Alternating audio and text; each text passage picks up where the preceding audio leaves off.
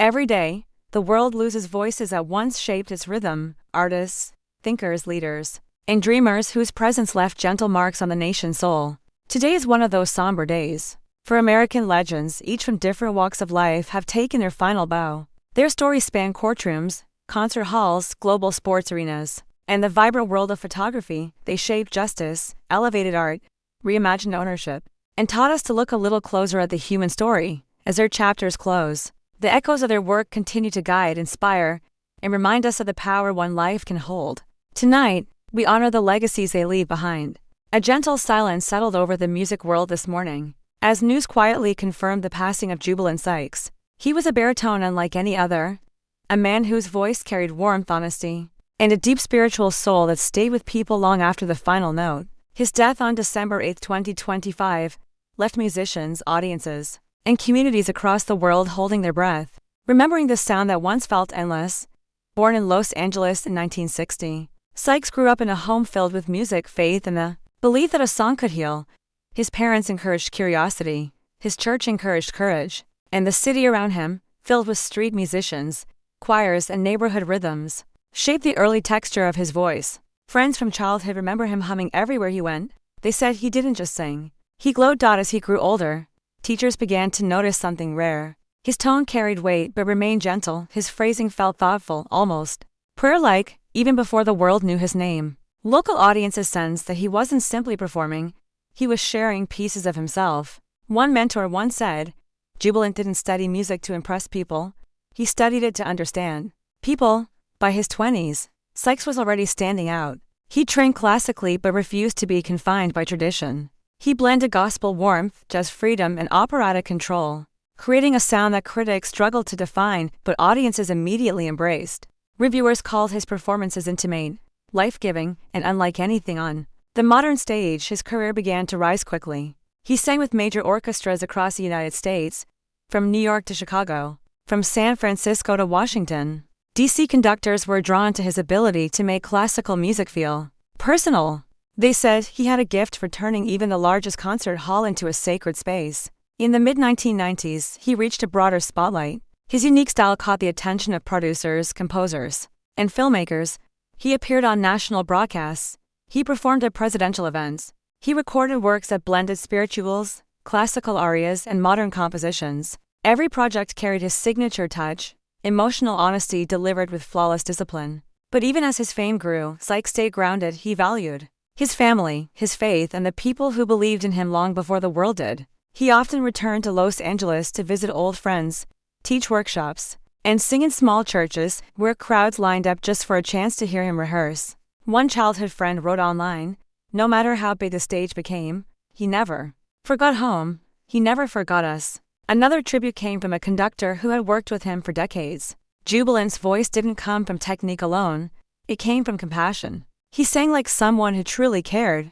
Throughout his career, Sykes challenged expectations. He took roles and pieces that were often given to more traditional voices. He brought new colors to older music, making it feel alive again.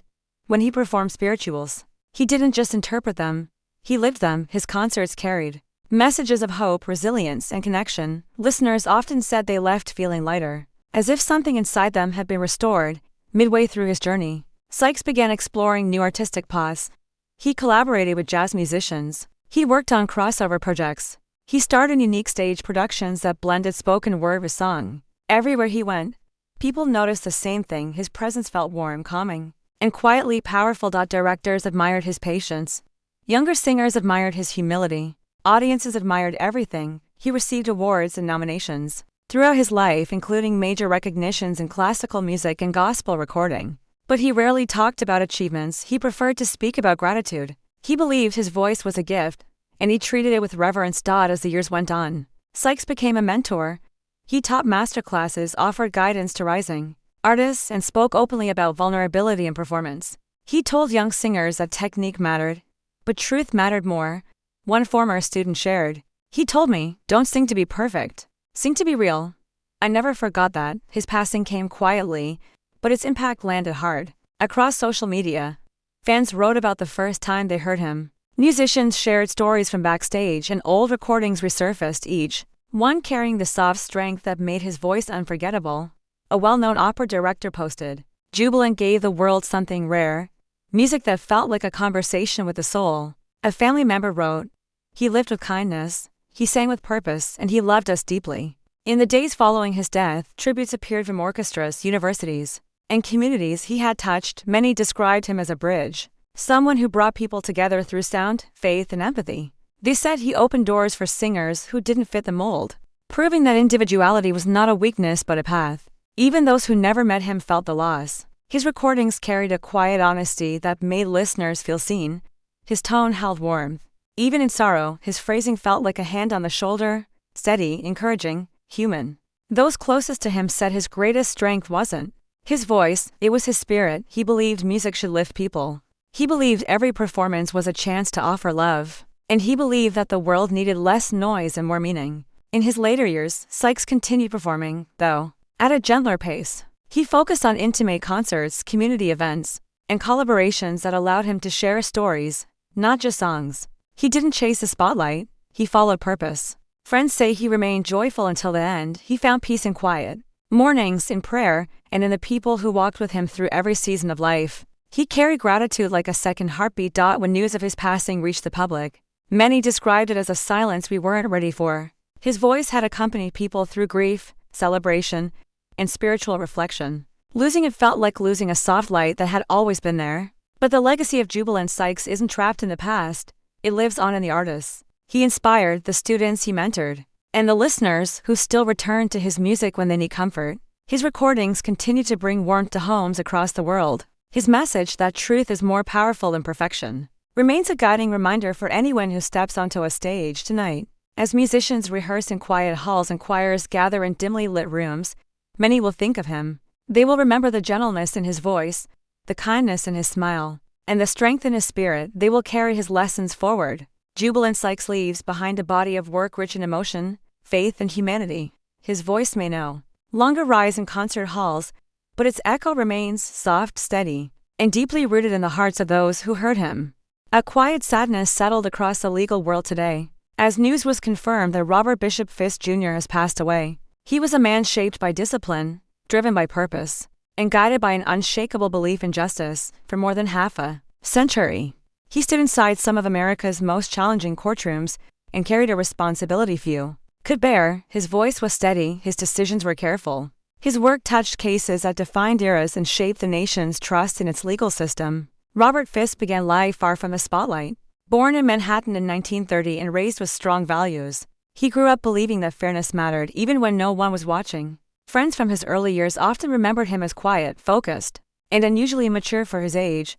He studied at Princeton before attending law school, where his professors quickly noticed his discipline and natural leadership. Those traits would follow him for the rest of his career. His rise in public service began when he was appointed the United States Attorney for the Southern District of New York. It was a position that demanded clarity, toughness, and remarkable judgment. Fiske provided all three. During his tenure, he developed a reputation for absolute integrity. Even those who disagreed with his decisions often admitted they respected him. One colleague later shared, "You never doubted his motives with Bob. It was always about the law, never about himself." In the decades that followed, Fiske handled some of the most important and sensitive investigations in modern American history. He became known for his steady presence, the kind of attorney who brought calm to chaos and focus to controversy. Whenever a case threatened public trust, his name often appeared on the list of people trusted enough to lead it.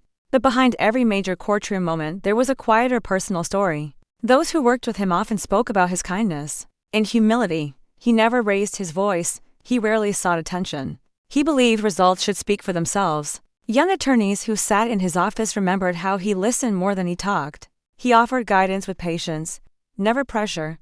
One former clerk shared a tribute online, writing, "He taught me that justice isn't a performance, it's a responsibility. You carry it with you long after the trial ends." Through the years, Fiske became a mentor to countless lawyers across the country.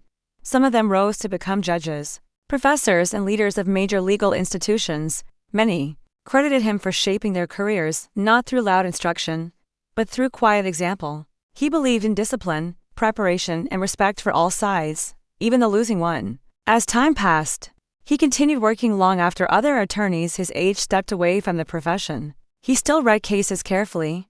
He still wrote with precision. He still believed that the law could be a force for good. Those close to him say that work was not just his career, it was his calling. When news of his passing became public, tributes came in from across the legal community. Former prosecutors, political leaders, judges, and journalists all spoke about the same qualities: integrity, balance, and honesty. A former U.S. attorney commented, "Robert Fiske was the kind of lawyer America needed more of: thoughtful, independent, courageous." Another tribute simply read, "A giant of our time and a model for all who follow." In the middle portion of his life, he carried responsibilities that brought national attention.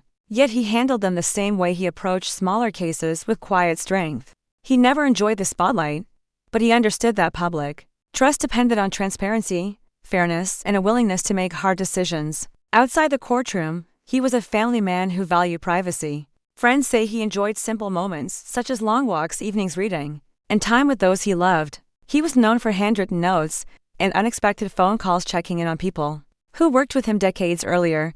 His kindness mirrored the same patience he brought to the law. As he grew older, he spoke more often about the importance of mentorship. He believed every young attorney deserved a teacher who showed them the right path. In interviews, he often mentioned that the law was not about winning, it was about finding the truth. That belief became the core of his legacy. In his final years, he continued to inspire not just through his past work, but through the dignity with which he carried himself. Even after stepping away from major investigations, his name still held a certain weight. When people spoke of him, they spoke quietly, almost with reverence. He represented a model of leadership often missing in public life: steady, humble, and deeply principled. Fiske passed away on December 4, 2025. He was 95 years old. His final days were peaceful, surrounded by loved ones and the quiet comfort of a life well lived. His family released a short statement saying, "He served with heart and honor.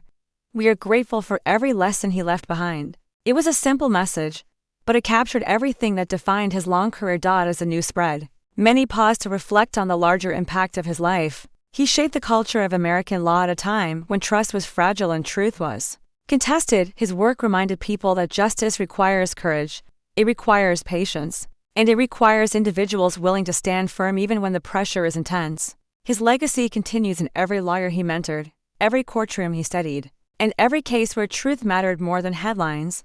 He leaves behind a model of leadership built not on power, but on character. A reminder that some of the strongest voices are not always the loudest.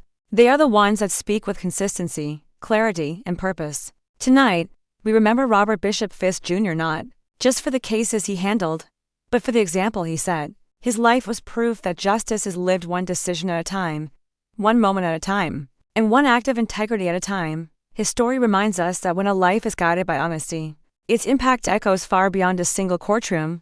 He will be remembered as a guardian of fairness, a mentor to thousands, and a steady presence during some of America's most difficult moments. His passing closes a remarkable chapter in the history of American law, but his legacy, the principles he carried, the values he taught, the strength he displayed will continue to guide those who follow. And in that quiet, lasting influence, his light remains. The world of photography grew quieter today as news confirmed that Martin Parr has passed away. He was a man who looked at ordinary life and found stories hiding in plain sight. With a camera in his hands, he captured humor, contradiction, and the strange beauty of daily moments. His colors were bold, his timing was sharp, his vision was unlike anyone else's. Martin Parr was born in 1952 in a small town in Surrey, England. His interest in photography began with gentle curiosity. Family friends remembered him as a quiet kid who always carried a camera. Even at a young age, he noticed small things others ignored: the way people stood in lines, the way hands rested on tables, the tiny details that reveal who we are without saying a word. He studied photography formally, but his real education came from watching people. He didn't search for perfect poses, he searched for honest ones. His early work showed ordinary British life in a way that felt both familiar and strangely new. People saw themselves, their neighbors, their own routines reflected back with clarity they had never noticed before. As his career grew, Martin's style evolved. He embraced intense colors, unusual angles, and a sense of irony that felt playful yet sharp. His images often made people smile before making them think. A critic once wrote, "Parr doesn't just take pictures, he holds up a mirror and the world learns something about itself." His breakthrough came with projects that documented seaside towns, consumer culture, and social gatherings. These weren't glamorous places, they were supermarkets, beaches, cafes, and street corners. But through Martin Parr's lens, they became windows into the human condition. In the mid-body years of his career, he gained global recognition, exhibitions opened around the world, museums collected his work, publications sought him out. He even became a member of Magnum Photos, one of the most respected photography agencies in the world. It was a rare honor, and it confirmed his status as a modern pioneer. Yet despite the acclaim, he stayed grounded. Those who worked with him described him as gentle, thoughtful, and unpretentious. He spoke slowly. He chose his words carefully. One colleague recalled Martin always listened. First, he watched the room like he was framing a photograph in his mind. Martin's work often sparked conversation. Some praised him for his honesty. Others questioned whether his humor was too bold, but he welcomed debate. He believed photography should provoke thought. It should invite viewers to explore, question, and reflect. When digital cameras arrived, many photographers struggled to adapt. Martin Parr embraced the change. He loved experimentation, and he loved progress. He once told a student, "Tools change, but the curiosity stays the same." That message shaped a generation of young photographers who admired his courage to evolve. As he traveled the world, he captured cultures with sensitivity, charm, and his trademark ironic twist. Weddings, festivals, political rallies, all became stages for human expression. He photographed joy, boredom, excitement, and frustration. He photographed what people consumed, collected, displayed, and ignored. Each image carried a small truth.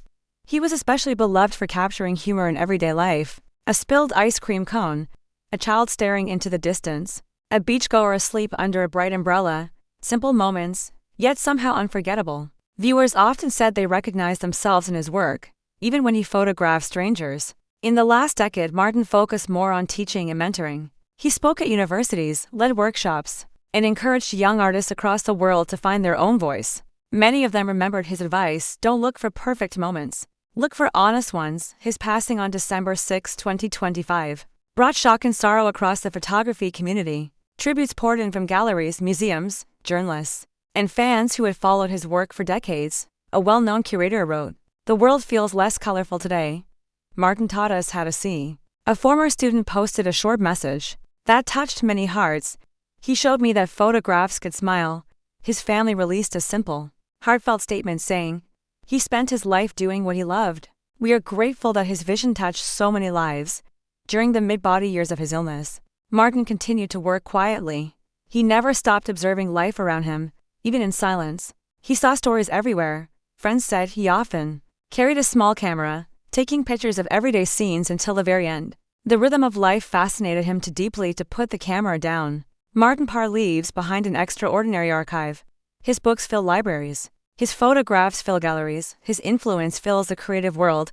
He changed how people view documentary photography, not as something dark or distant, but as something alive, colorful, and full of character. His legacy reaches beyond the images themselves. He taught people to pay attention to simple things, to look twice at ordinary scenes, to understand that beauty doesn't always shine loudly. Sometimes it whispers in small corners of daily life. Tonight, as the world reflects on Martin Parr's journey, his images feel even more precious. They remind us of moments we often overlook, the ones that slip away without notice. His work holds those moments in place, frozen in time, waiting for viewers to smile, pause, or think for just a little while.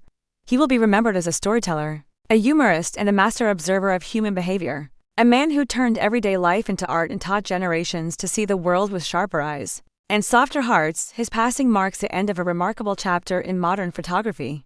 But his lens, the way he framed the world, the truths he revealed, the laughter he inspired, will continue to shape how people understand their surroundings. And in every bright color, in every candid moment, and in every photograph that surprises us with its honesty, Martin Parr's spirit continues to live on. A hush fell over boardrooms and stadiums across America as news broke of Thomas O. Hicks Sr.'s passing.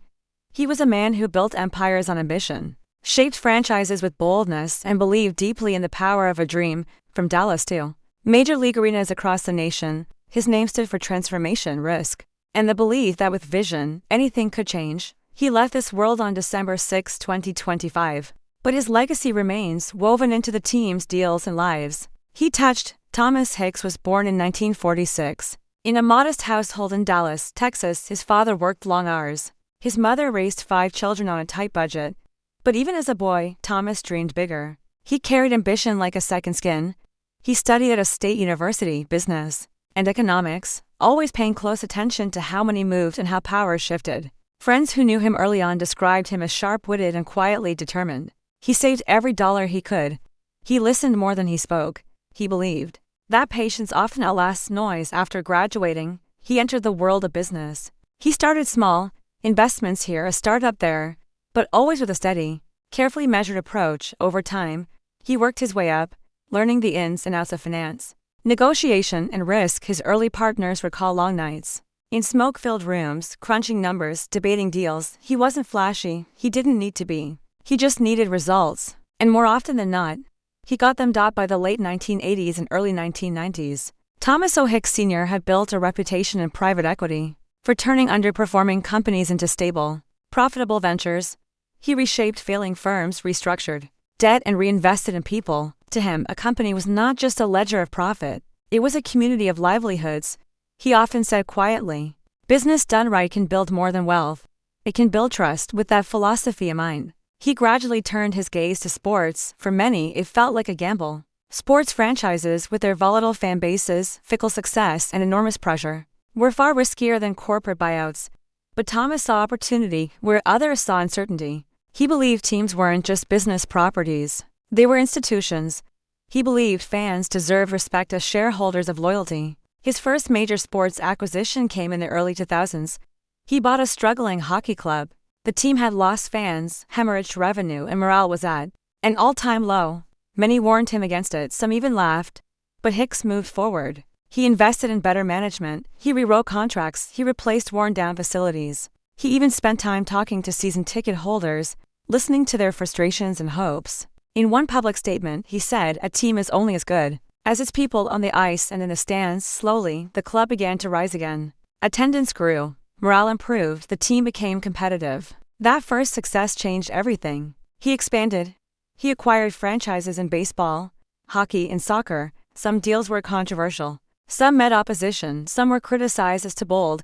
But time and again, he proved skeptics wrong. His teams didn't just survive, they competed, they won, they drew fans, created memories, and became local institutions once more. Through it all, people saw the constant thread. Hicks didn't chase glory, he chased sustainability. He believed the mark of good ownership wasn't just a championship today, but a stable franchise in 10 years. He saw value in community engagement, in local outreach, in building youth programs, in supporting players and staff not just as employees, but as humans. One former team executive said, "Thomas never treated the locker room like a commodity. He treated it like a family, and that changed how we saw ourselves." As the years passed, Hicks' influence grew beyond sports. Many of his business deals reshaped entire industries. He became a name whispered in boardrooms across the nation. He sat on advisory councils. He mentored younger entrepreneurs. He offered advice generously, often over long lunches or quiet dinners. He said little, listened more, and guided many who came after him. Some called him a titan. Others called him a quiet visionary, but all agreed he played the long game. Behind every major deal and high-profile acquisition, there was a man who valued dignity over drama. He avoided the limelight. He preferred privacy. He rarely gave interviews. He believed work should speak louder than words. Family members say he never bragged. He rarely attended gala nights. He rarely posed for cameras. But when he did, his eyes reflected a quiet pride. Pride not in wealth, but in what he had built and whom he had helped. Even as he amassed influence, many close to him recall that he remained humble. A former childhood friend from Dallas shared in a social media post, "Tom's success never changed him.